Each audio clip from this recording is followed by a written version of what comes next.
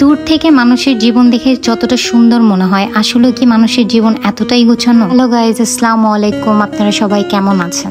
একটা পরিবারের সবচেয়ে মূল্যবান জিনিসগুলো হচ্ছে সেই পরিবারের মানুষগুলো। দূর থেকে প্রতিটা মানুষকে যতটা ভালো মনে হয়, আসলে কি তারা ততটাই ভালো মনে? আমি ছোটবেলা থেকেই মধ্যবিত্ত ছোট একক ফ্যামিলিতে বড় হয়েছি। ছোটবেলা থেকেই খারাপ ভালো সবকিছুতেই যে দুইটা মানুষ আমার সবসময় পাশে ছিল, তারা হলো আমার আব্বু আম্মু। আমি সারা জীবন আমার পরিবারের কাছে রাজকন্যাই হয়েছিলাম। আর আম্মু আমাকে বরাবরই বলতো, তুই তো কোনো কাজই পারিস না, বিয়ের পর যে তোর কি হবে। আর আমি ভাবতাম বিয়ে তো করবোই না, কাজ তো দূরের কথা। সেখানে বিয়ের পর আমি অদ্ভুতভাবে কত কাজ করি, এগুলো ভাবতেই আমার অবাক লাগে। কিন্তু যে মানুষটার জন্য এত কাজ করি, এত স্যাক্রিফাইস করি, যখন সেই মানুষটাই বোঝে না আমার স্যাক্রিফাইস, তখন অনেক কষ্ট লাগে। আমরা চাইলেও কারো কাছে একদম পারফেক্ট হতে পারি না। আর আমরা মেয়েরা চাইলেও নিজেদের কোনো খারাপ লাগা কারোর সাথে কখনো শেয়ার করতে পারি না। কারণ বিয়ের পর বাবা মাকে, হাজবেন্ডকে নিয়ে খারাপ কথা বললে তারা যেমন কষ্ট পাবে, আর অন্যদিকে যদি আপনি আপনার হাজবেন্ডকে বলতে যান, সে ভাববে এগুলো আবার কি ইম্পর্টেন্ট কথা। তো বিয়ের পর মেয়েরা সবচেয়ে বেশি যেটা হারায় সেটা হলো যত্ন।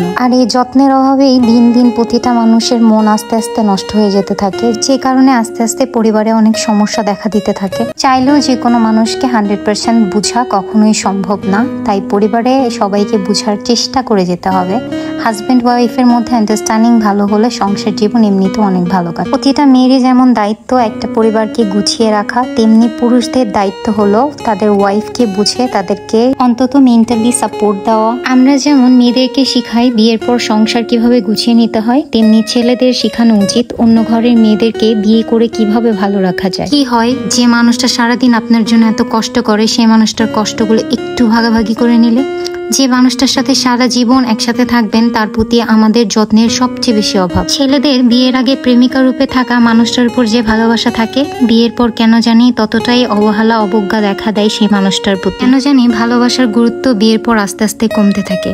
আগে যে কথাগুলো আপনার কাছে অনেক সুন্দর লাগতো, আপনি খুব শখ করে শুনতেন, বিয়ের পর আর সেই কথাগুলো ভালো লাগে না, সেগুলো বিরক্তিকর বকবকে পরিণত হয়। তো এই হলো এখনকার বিবাহিত বেশিরভাগ মেয়েদের অবস্থা, যারা সারাদিন কষ্ট করেও হাজবেন্ডের মন কোনোভাবেই জোগাতে পারে না। আর এগুলো দেখলে বিশ্বাস করেন অনেক বেশি কষ্ট লাগে। আমরা মেয়েরা জীবনে তেমন কিছুই চাই না, একটু ভালোবাসা চাই, একটু যত্ন চাই, আর চাই কোনো একটা মানুষ আমাদের জন্য একটু কষ্ট করে আমাদের কথাগুলো শুনুক, আমাদেরকে একটু বুঝুক। এই কিন্তু এত খারাপ থাকার ভিড়েও আমি একজন মানুষ পেয়েছি, যে হয়তো পারফেক্ট না, কিন্তু সে আমাকে বুঝতে চেষ্টা করে। সে আমার ছোট বড় কষ্টতে আমার সাথে থাকার চেষ্টা করে, আমার জন্য ছোট বড় অনেক ইফোর্ট দেয়। অনেক সময় সেগুলো কাজে লাগে না, তারপরে যে ইফোর্ট দেয় এটাই আমার কাছে অনেক। তো আপনাদের কাছে রিকোয়েস্ট, আপনারা আপনাদের সবটুকু দিয়ে আপনাদের ওয়াইফকে ভালো রাখার চেষ্টা করুন। আর আজকে আমাদের ভিডিও ছিল এই পর্যন্ত। সকলে অনেক ভালো থাকবেন, সুস্থ থাকবেন। আল্লাহ হাফেজ।